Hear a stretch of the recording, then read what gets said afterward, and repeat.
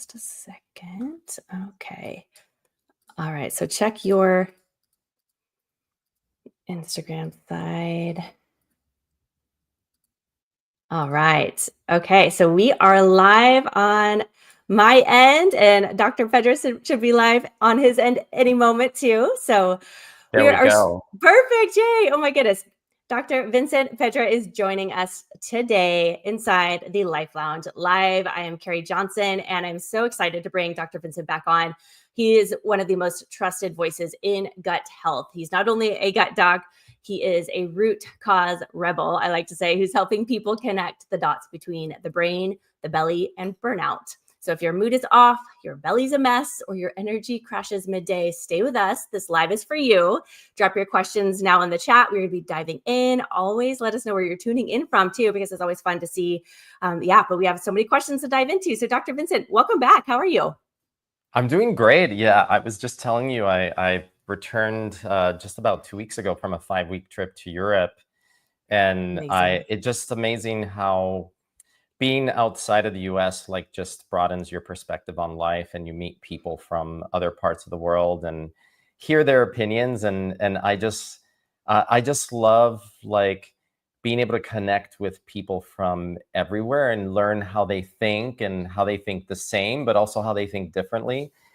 So I gotta say, it's been a great summer. Oh my gosh. Yeah. That's such a dream to be able to take that time off. And I know you told me you did do some work over there too, but at the same time, you did still feel like very unplugged and were able to Yeah. reset and recharge. And yeah, travel is, the world's just educational wisdom. And you just learn so much and your eyes are more awake to everything. Like you said, it's so good. So I'm so glad that you could take that time. Well, for those people who do not know who you are or were not able to tune into our first episode, can you just tell people who you are, where you're from, and just kind of a quick overview, and we will make sure to link in where to find you and all those things.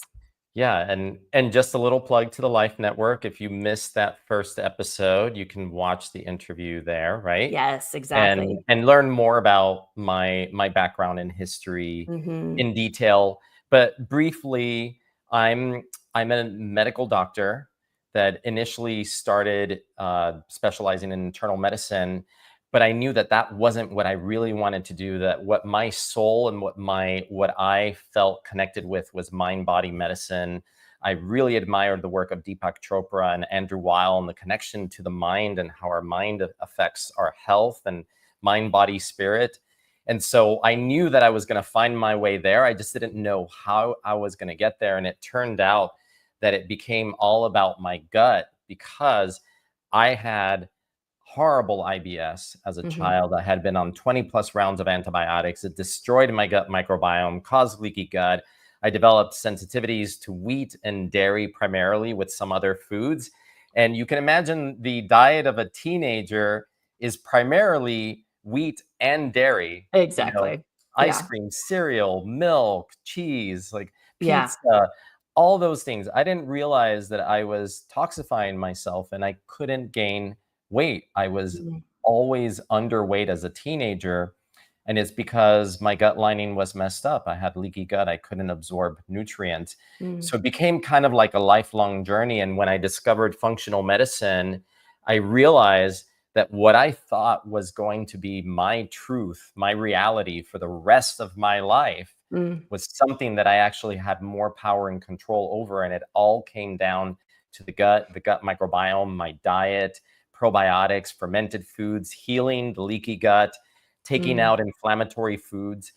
And I started doing that with my patients and started seeing dramatic results, not just Amazing. in gut issues, but migraines would reduce, their allergies would disappear, skin rashes would disappear, Wow. their brains would light up. Wow. And I just became more and more fascinated with it and realized that this was just the tip of the iceberg. And that's what led me to write my first book, Happy Gut, Yep. that published now almost 10 years ago. And then my second book here, The Gut Smart Protocol. And I've just this is my sweet spot. And I've dedicated my career and life to helping people live a happier, healthier life, really Yeah. building the foundation of it all, which is the gut and the gut microbiome and healing the gut lining. Incredible. Oh my gosh. And you are based in New York. I'm based in New York, Yep. sometimes Miami, but mostly New York. I love it. But you can help people virtually as well, like via concierge I or do I do yes. work with people virtually, both in the US and also outside of the United States as well. Incredible. Incredible. And I've had, like some really remarkable patients. Usually the people who work with me are people who have seen multiple doctors Hmm. and have not been able to solve their health issues. Right. So I come in and I kind of think of myself sort of like a medical sleuth or Mhm. Sherlock Holmes, trying to figure out what was missed by other doctors. And that's like any functional medicine provider. Like, I have the expanded toolbox, an evaluation toolbox of using tests that are not just regular lab work, even though there's a lot we can learn from blood Right. tests. So true. Uh, but there's also so many other things that we can find out about a person by doing stool analysis, urine analysis, looking for uh, toxins that are held in the body, looking at the gut microbiome, looking for inflammation. So yeah, I I tend to see a lot of chronic cases that have they're just kind of like spinning their wheels and they're Mhm. frustrated and they just not getting anywhere, or they're trying Mhm. to do it on their own, or they've been to doctors that can't figure it out. Yeah. And I come in and I try to put the whole puzzle together. In a like a more just root cause way too, instead of just like here's a prescription and be on your way, right? Exactly, exactly. And like, it can be anything, because I believe that you can't separate the mind, mental health from what's happening physically in the body. Mm, true. So a lot of times, my patients know this. I like to give them book recommendations, Yeah. and usually books that I've read or books that I know are relevant to what they're dealing with. And some of the top books that I recommend, if you want to hear, uh, Yes, please. one of them is The Body Keeps the Score. Yes, good one. That's a really great book. Mhm. I also love Gabor Mate's books, like The Myth of Normal. I have not Like, read that one. yeah, teaching people the connection between childhood trauma and Mm. autoimmune disease later in Okay. life, and Okay. how important it is to look at unhealed trauma as a trigger, but also a potentiator of chronic disease in the Mm. body. And um, you don't see these things all the time, but on occasion, you see these remarkable healings that happen when someone deals with and heals a trauma that's been in them for so long. Probably one of the more dramatic ones I know is a patient that had Crohn's disease Mhm. and actually had part of his small intestine resected because of the Crohn's, Wow. and then did a lot of work on healing his relationship with his dad. And out of that work, his Crohn's went into remission, no Gosh, medications, and has never come back. And this is over 10 years. I believe it. I truly do. Wow, that's powerful. Yeah, I think you are that doctor that and gut health, it seems like it's such a mystery to so many people. And like you said, they have tried everything either on their own, all the things that they see on social media to like add to cart or just try on their own or detoxes and cleanses. And And I want to add that what adds to the mystery, and I see, yeah. is that people think that the body is a one-to-one. So if you do this, you're going to get this. But Mm, what can be really confusing about the gut is, say you have a wheat sensitivity or gluten sensitivity, there are times when you eat it where it might not feel well, and there might be moments where you eat it when it doesn't cause as bad of an effect. Or mhm, it can be very confusing to know like what's connected to like a food sensitivity like wheat, gluten. But a lot of times with something like that, it could take a couple of hours. mhm. It could take until the next day. You might not see the effects until 72 hours later. And Yeah. by then, you forgot that what you had 2 to 3 days before, and you're not making the connection. No, yeah. Unless So you're like really good at tracking and like diary or logging and all those things, but most no, people and don't. and really, what I sometimes say that I'm a body whisperer, because I'm just helping people understand the messages that their body is giving them. Mhm. even when the messages can be somewhat contradictory at times, but you're looking for the overall patterns, the things that repeat in the background that Right. could be very subtle. And the other thing, like I use the example of a patient that had eczema for most of her life. Hmm. And one of the main interventions we did with her, along with healing the gut and putting her on, for example, peptides like BPC 157 to heal the Yeah. gut lining, was removing gluten from the diet. And no doctor had ever told her that she had a gluten issue. When she came to see me, Hmm. she was pretty That's interesting. swollen, and Yeah. she was on a GLP-1 agonist and yet not losing weight. That's surprising. Wow.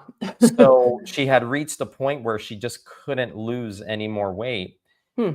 Put her on a gluten-free diet. Within the first month, she loses a couple of inches on her waist. She Hmm. feels less inflamed. Right. But interestingly, because, yesterday I had a new patient that came in and was telling me that she tried a gluten-free, dairy-free diet and it didn't resolve her issues. And I asked her, well, how long did you do it for? Hmm. She said, 1 week. Okay. You're like, I'm no. like, 1 week is not long enough. Yeah. Not long To like enough. And really remove everything from your body because it's stored up, especially if you're inflamed. yeah, and for this patient, the one that I was talking about that was inflamed and had the eczema, 9 months into the gluten-free diet, her eczema disappeared. 9 months. Wow. 9 months. Oh my gosh. That's 9 months crazy. in, for the first time in years, like over a decade. Yeah. And what that shows me is, we lack patience. Like most people, Very they're true. like, well, nothing has happened. It's been 4 weeks. Nothing changed. And the thing is that when your body is inflamed, it's almost like peeling layers of an onion. Mm, The inflammation goes down in in segments, but it could take a 6 long to time. 12 months Yeah. for it to really start to resolve, with Mhm. all the different health behaviors and healing the improving the diversity of the gut microbiome, healing the lining of the gut. And unfortunately, in our IG real TikTok world, people lack the attention and Yeah. the patience and the drive to stick it out for that long. Right. Oh, yeah. We have the attention span of a goldfish these days, or maybe it's probably less now. Seems like with each year that goes past, it's And it's less and almost less. like I feel like some of the work that I do with patients is reteaching them resilience and persistence and just Mhm. keeping with a plan and trusting. Because when you're 3 months in and you still haven't fully seen results, you start to Right. question like, Oh, well, for is this sure. really working? Right. Yeah, that's really good because you are their advocate, but then you're like holding them accountable too, just because people are gonna, bounce probably after a week, like you said. It's like nothing's happening, Yeah. so I need to go try the next magic pill. So, Yeah, mm, exactly. And things like, the body takes time to heal. mhm, It's not an overnight affair. yeah, And I think that's something that as we've become more technological and everything can be done so quickly, yeah. you can just you think of something, you can go on Google, you can have an answer within seconds, but we forget that we are not computers. No, yeah. You're a different type of technology that requires time and patience for healing. Mm. Oh my gosh, yeah. So true. So then you also have so we've had some questions that came in too, and I want to make sure we can get to these too. And I want to talk about your product line as well. So I do want to share this question that came in. So how does your practice approach gut health differently than the standard functional medicine doctor?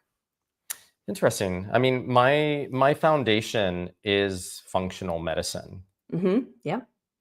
I think one of my gifts is that I kind of bridge the gap between testing and also really piercing into the person. And I can't speak for every because there's some really great functional medicine doctors out there that are also looking at this and bring this up, but really thinking about all of the factors that are playing a role in why someone ended up with a current condition and not being so just only based on the science and what's tangible, but looking at things like stressors, Yeah. childhood trauma, potential emotional triggers that happened in the moment that have Mm. not been resolved, that the person years later is still holding that emotional trigger within their Mhm. body. Yeah. You know, So so like, for example, like a lot of times when I ask people, when they're having a lot of gut issues and we start talking about their emotions and things, and I had a patient this week who had a resurgence of her SIBO, small intestinal bacterial overgrowth. yep. And there's no explanation. Like, she's following the same diet, everything's the same. And I started digging a little bit deeper, and she's retired, her husband's retired. And so husband has heart disease, and he was Mm. put on the Dean Ornish program, which is a very strict diet. Mhm. And she was spending hours cooking, prepping, Oh. and and then her husband would go out and get fast food. Oh, no. No wonder she was so stressed, poor thing. And I asked her, "Well, how does that feel to you? Mhm. You've been married for over 30 years." And she said, "Well, I don't feel appreciated." Yeah. And then I'm like, "Well, what are the emotions?" Because sometimes I think we don't wanna admit to ourselves, Yeah. especially when in relation to a loved one, Yeah. that we have an emotion that's negative. Mhm. But Yeah, we have as blinders up that kind of like we're numb to that at that point, especially after 30 years. Yeah, you don't wanna admit it to yourself, and so I kinda started digging, and we found that she was angry, irritated, annoyed, Mhm. and then I asked her, "Well, where is that?" And immediately she said, "Right here in my gut." Yes. Oh, gosh. I And I believe it. think and Mhm. I don't know that I can speak for other functional medicine practitioners, but just from my experience, Mhm. you can't separate the mental emotional from the physical symptom. And for patients with SIBO, for example, I've always seen that there is some sort of emotional trigger that happens right before the SIBO starts. That's not That's always the case, because okay. I've also seen SIBO triggered by taking a proton pump inhibitor or PPI. Mm. So there's, like everything in the body, there can be many pathways, Mhm. but I'm always thinking about the unseen pathway. Mhm. Yeah. And I said, "Well, that anger that you're holding inside that you're not expressing is causing physical symptoms." Gosh, yeah. So you are a detective, a sleuth, like you said. So I'm looking at all potential causes, which are either could be measured in a lab test, Mhm. or the things that are unmeasurable, where you just have to really dig into the patient's history and really get to understand. And one of my gifts is sort of, I think, is piercing through the mask that people wear, and Yeah. sometimes people might downplay things. Mhm. I've had, like, I'll tell you a very quick story of a guy that sometimes these things happen, and I think, "Oh my gosh, like, how is this possible?" Like, this person just healed Mm. in from one session. It was a young guy, like like 32. He came in, he was sent to me because he had very low energy. He was sent by an allergist, thought, like, Mhm. maybe he had food sensitivities, gut health issues. And we're doing his first interview. And during the interview, he tells me that his wife passed away from cancer at breast cancer at 29. Oh my gosh. And it was a very stressful 1 year period leading up Yeah. to that had happened maybe like 1 or 2 years before. And he just brushed over it. Hmm. And I let him finish his thought. And then I said, "Well, wait a second. Can we talk about this? Yeah. Like, your wife passed away from breast cancer at 29." Gosh. Chills. We went in there, and he started crying. Mhm. And he said it was the first time he had cried about it, No way. because Oh my gosh. he had to hold it so strong Yeah. for her Yeah, and for for his everyone. family, that Mhm. he didn't allow himself to feel. I Yeah. did lab work, because again, you don't want to miss physical causes, and so we did evaluation and stuff. But when I saw him a month later, he said after that visit, I felt fine again. Yeah, that makes sense. Yeah, because he was able to So release. so really it was just about releasing the emotions that were stuck, and Yeah. then he felt better. Yeah. So that definitely, yeah, like you said, like a functional medicine doctor, does the blood work and, gets to the root cause of things like you do. But yeah, I think you do take it a little bit deeper too. And I'm sure you probably have a lot of tears in your office sometimes. I do. Yeah. Fortunately, but unfortunately, I but make people yeah. cry. I don't know. Aw, but I'm sure that they are, also tears of gratitude and gratefulness just for the amount of just help that you do for people. So that's super It's powerful. also just showed me how important it is to not neglect those things, Right. because they might actually be playing a bigger role than we think. hmm Oh yeah, and that's what most people, like you said, like there's a mask or they're covering it up somehow, or they're not really tuning into, different things that have happened in the past, and a lot of times that is the trigger sometimes. So, Yeah. oh my gosh. Okay, so we do have another question that came in as well. How does mold or mycotoxin exposure impact the gut-brain axis? Mold is probably a mycotoxins, depending on the person's susceptibility.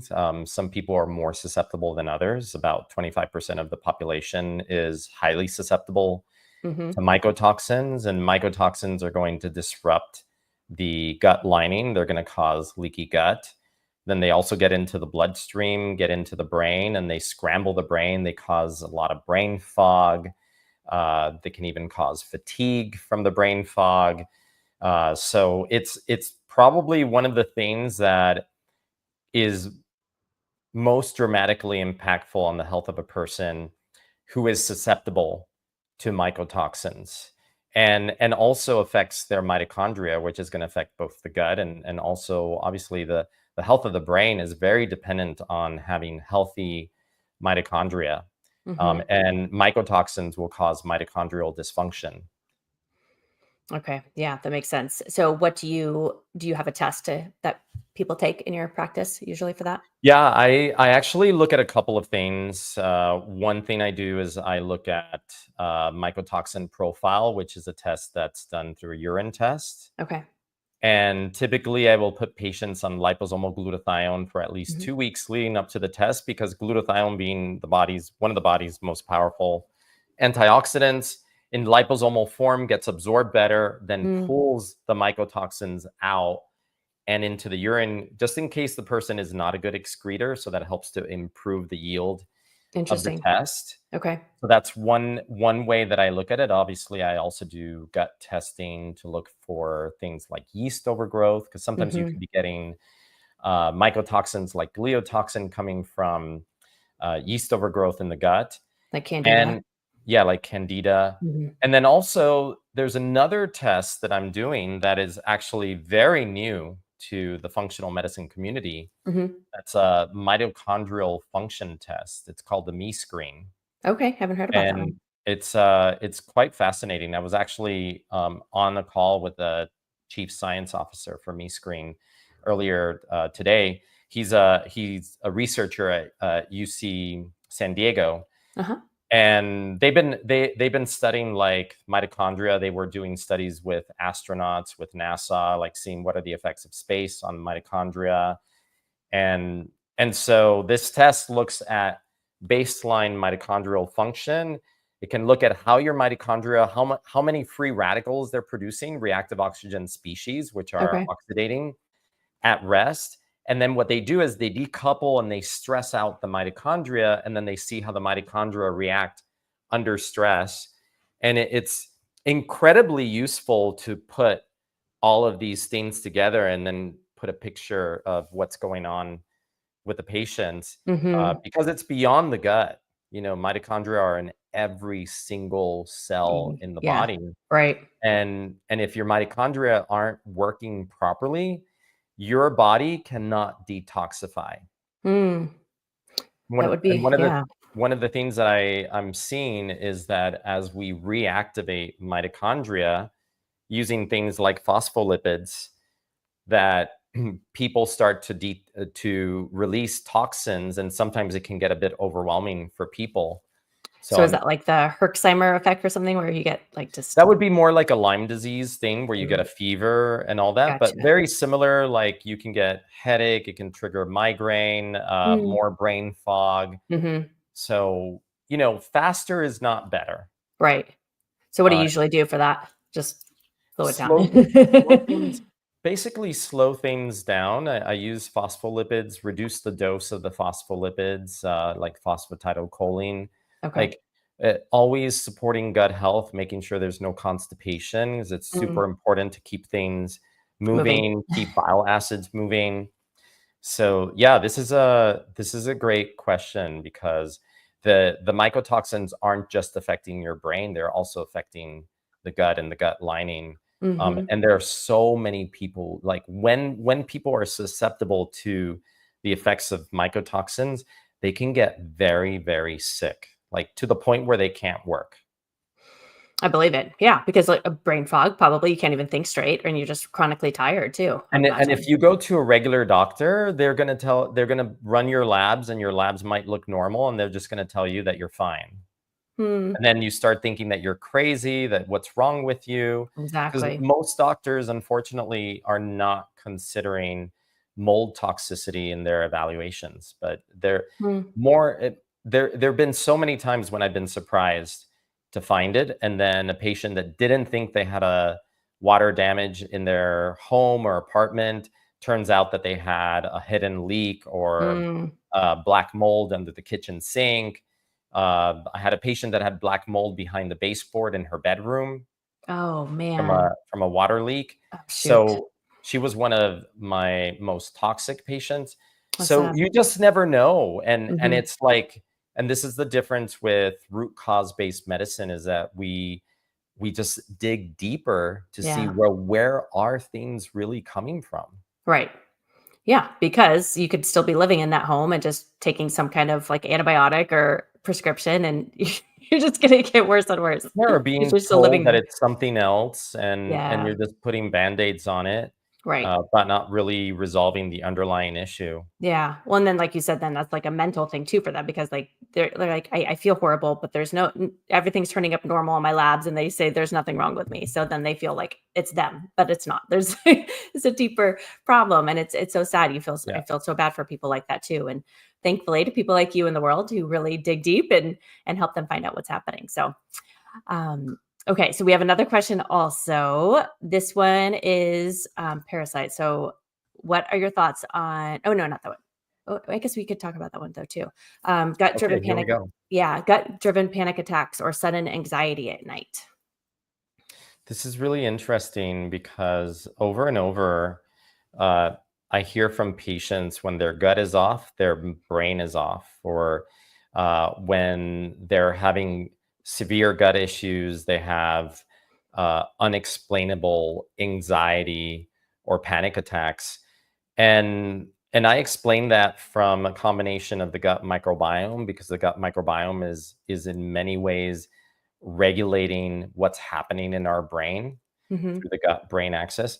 We know from a study that was done in Ireland where they took two groups of healthy people that, yeah, generally healthy, put one group on a high fiber with fermented foods diet, and the other group just on kind of like the Irish food pyramid, Yeah, try to reduce processed foods, more general, but not very specific about how much fiber or how fiber. much Yeah. fermented foods to eat. And then they were looking at their gut microbiome, and they did a screening tool called the Cohen's perceived stress score. And what they found was that the group that was on the higher fiber fermented foods, which improved their gut microbiome diversity, had a higher drop in their perceived anxiety score by the end of the 4 weeks. That's incredible.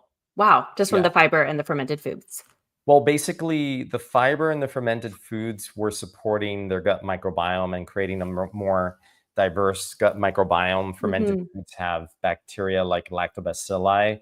Lactobacilli produce neurotransmitters like GABA, which help calm the nervous system. They also regulate how the brain is reacting to the outside world by stimulating the vagus nerve and sending impulses from the gut to the brain. Hmm. So it just shows you that you can basically hack your brain health through your gut. And if you're someone who's suffering from anxiety, from panic attacks, a lot of that is going to actually be driven by the gut. That's If you incredible. start first with fixing the diet and changing, reducing processed foods, sugar, um, too many seed oils, like increasing omega-3s, things that we know that help improve gut microbiome diversity and also reduce inflammation, it's going to have a positive effect on the brain. And I saw that with a patient recently who was having anxiety triggered when her gut was a mess. And Hmm. by getting her gut back in order, her anxiety is in check. So Mm. it's quite fascinating. But there's so many people out there walking around taking anti-anxiety medications that have no idea that a lot of it is coming from their gut. And if they just improve their diet and introduce more fiber, introduce Yeah. fermented foods like yogurt, sauerkraut, that they can actually improve their mental health Mm. through their gut. It makes sense. It really does. Like, it's like when you think about it, it just like that makes complete sense. But yeah, like you said, there's so many people walking around that have a prescription for anxiety and panic attacks. And yeah. I Mm. created a whole program on this that I call Gut Yes. Brain Mastery because it's just a big passion of mine. Just myself having had a lot of anxiety when I was younger, and also sometimes struggling with depression, and Hmm. realizing that a lot of that had to do with my gut, Hmm.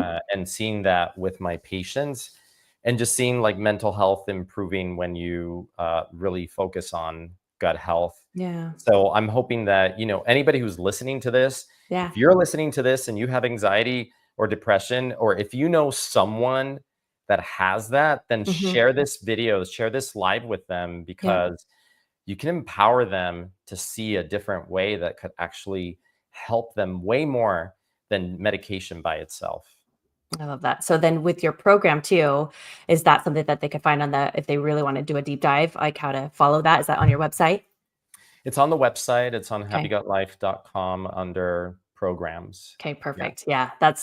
Yeah, because we all know somebody that is struggling with that, and maybe this is the one answer that will help We them. could we could make Yeah, such a difference in the world. Like, yeah, anxiety rates have gone up, like social media, like yeah. it's not helping anxiety, it's making it worse. Oh, for sure. And I think a lot of people are disconnected from, like, what Community. they put into their bodies is actually part of the output that they are getting, including in True. their brains. Yeah, you are the old adage, you are what you eat, right? So it's like listen to what our grandmothers told us back, 100 years ago and eat what they ate. But yeah, and get outside, get some sunshine and walk and drink your water and all those, typical things Oh, that we would hear, but we've just become so far disconnected in our modern age of it's everything funny you said processed. drink your water Yeah, as I was there you go. Oh, that is so getting the funny. water. Yes, yeah, staying hydrated and all those simple things that, it's low hanging fruit, literally. And just it goes such a long way. And we've come so far in terms of just like technology and things that are available to us and processed foods. And, it's, a lot of these things are great, but at the same time, like, let's get back to like nature and simplicity. And I wanna say, like, we were talking about earlier, how cutting out gluten could take 9 months to get rid of long-standing eczema. But I will say that if you start making changes in your diet, like, you can start noticing difference in your mental health within 2 weeks. So true. It could be Oh, I'm as sure. little it could be as little as 2 weeks where you start to notice that something is shifting. That's a good tip because somebody was like 9 months. That's a long time, but yeah, maybe like have a journal and like notate. Like there are going to be different things. Maybe it's not the eczema right away, but maybe it is the brain fog or energy, different things. Exactly. Yeah, Yeah, like or even the outlook, mhm, or how anxious you're feeling. You good know, point. Yeah. there's always it's a bidirectional system, so I Mhm. still do a lot of mindset training with my patients, and Mm. working a lot on reframing negative thoughts, like retraining how the brain operates, because we have a negative bias in our brains. So retraining to reframe negative thoughts into a positive That's when incredible. possible. That's incredible. Yeah. So yeah, not only are you just an incredible gut doctor, but just yeah, like you're like a life coach too, and helping people just become the best version of themselves. So you're incredible. Thank you. Oh, well, I know, yeah, you have to head to another interview soon. And I know we have more questions that come in, so we'll have to bring you back for a part two. Can we wrap it up with like a quick rapid fire factor fiction for just Yeah, let's a, do it. a Let's quick do it. minute? Okay, there's some fun ones right here. So just you could say like fact or myth. So just quick rapid fire there. So probiotics fix everything. I'm going to say myth, Okay. because it can be very specific to the probiotic strain, and to the issues that the person is presenting with. So not every probiotic is right for every person. Exactly right. Yes. And you have your own line of probiotic, right? Yes, I you do. do. I have the Restore probiotic dates 10 years back to when I first published my first book. Yeah. And it's got 10 clinically researched strains. It's Amazing. designed to help people weather the storm of antibiotics, but also help their gut recover post antibiotics, which is Mm, almost everyone so has true, been on right? antibiotics at some point in their lives. Exactly. Yeah. And if not before, like you might have to at some point, even though I know, you know, as much as we don't want to, sometimes we do have to go on an antibiotic. But yeah, like you said, like you were on like 20 different rounds of it. So like like you went through Horrible. such yeah, your story. So I really, really recommend people to listen to our first interview just because your story and what led you to what you do is it is incredibly powerful. So okay. So thank you for your take on that one. Okay, you should poop daily by noon. I will agree. You should at least have one bowel movement daily. Hmm. But everybody has a different circadian rhythm. So some people might be morning poopers, some might be afternoon poopers. So I don't think it has to be by noon, Okay. but you do want to have at least one poop per day. And if you're not pooping every day, then something is wrong. And Hmm. also, you're not detoxifying at the rate that you should be detoxifying. So it's very important to figure that out. Yes, 100%. Yeah, constipation that's not fun. Okay, food sensitivity tests are always reliable. Oh, yeah. I'm going to say this is a false. They're very useful. But what I teach patients is that a food sensitivity test is more like an abstract Monet painting Mm, than a crystal clear, like 4K camera, like picture, like with full details. It's giving you kind of a lay of the land, but then you can use it as a guide to change the diet, but then very closely observe how those changes affect your health hmm. over time. And there could be things that are picked up in the food sensitivity that are not as significant. And there are things that are the main drivers of So true. a person's food issues. Yeah. Gluten is one I pick up all the time with my patients. But my patients are asking me, sometimes they ask me, well, you do these tests, doesn't everybody react? And I do a lot of these tests, like looking at wheat reactions, dairy reactions, and I get different, like by and large, because of the type of clients that I get, a lot of them do react to gluten. On Hmm. occasion, they don't. So it's not like everybody. Right. And dairy is the same. Like I probably have 25 to 30% of people I check that don't have a lot of dairy reaction. Interesting. So Okay. it's not like across the board. I think some people feel like skeptic, like, oh, if you test me, I'm gonna Hmm. react. No, the tests give us some direction.